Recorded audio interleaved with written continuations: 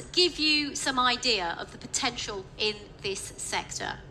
Well, there could be a benefit of some 5 to 10 trillion US dollars every year if the agri-economy produces nutritious food, which is low in emissions and resistant to climate change and pays farmers well. Well, as many as 80% of farmers lack access to finance, technology and markets, and it means the people who ultimately drive the sector are marginalised. Well, each year, countries channel some 650 billion US dollars into agricultural subsidies, which can discourage producers from going green. Well, the World Bank believes that if just 10% of that spending is used better, then the benefits could be huge. For example, it could help reduce global greenhouse emissions by some 40%. Well, to discuss that in a bit more detail, please now welcome to the stage the next panel. Francisco Tio Laurel Jr., the Secretary of the Department of Agriculture of the Philippines. Hello. And Vera Esperanza dos Santos Darves de Souza, Minister of Finance from Angola. Thank you. So the question we're going to examine in this section is what governments can do to create a better system. Okay, thank you very much, Secretary. Minister, I'm going to bring you in. In Angola, you're embarking on an equally ambitious transformation, trying to move investments away from oil into agriculture. How are you doing that, and what challenges are you facing? Thank you, Regine. First of all, it's a change of mindset. We need to make sure that we create awareness about the importance of diversifying the economy and pursuing business that where the profit is not so quick, but it's well paid and with a good and positive impact. So we are building on that, and we are seeing the interest coming. I will be totally honest with you, we are seeing a strong movement in terms of familiar agriculture, small farmers, but we need to keep working to scale up the commercial agriculture.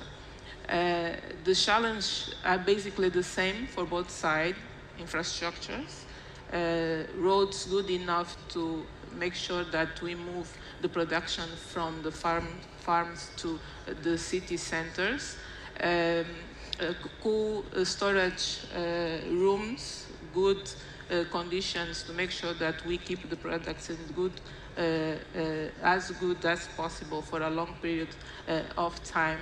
The financial system reshape itself to accommodate the agribusiness, calibrate the insurance, the agri-insurance solutions, and having the bank, the investment rooms of the banks ready to attend that specific niche. Liquidity as a whole of the system being available to support, and know-how.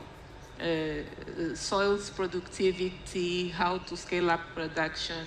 So putting a lot of energy on those three variables will help us to support the families to produce even more and became formal, became profitable, that business, not only to eat, to maintain themselves, but also to earn money for this, and attract more commercial agriculture to increase our potential to also export. I wanted to pick up on what you just said there about attracting commercial interest as well, because that's a theme throughout this, isn't it? Balancing what governments can do alongside what the private sector can do. So how are you navigating that challenge? We are doing what is necessary to create the basic conditions for the interest to come.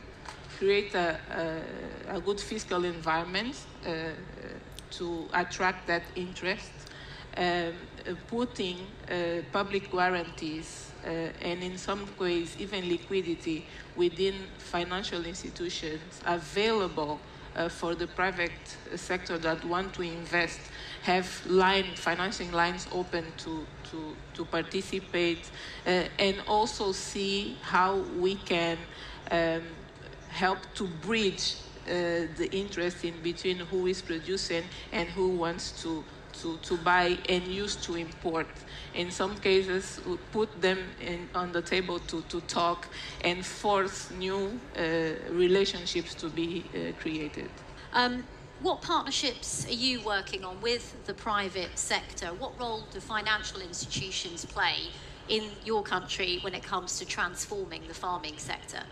And I'd like to ask you all one more question, which again underpins this entire conversation. As we were just discussing, Secretary, before we came out here, unfortunately the only time I visited your country was to cover a devastating typhoon, Typhoon Haiyan, which is a reminder of the impact of climate change.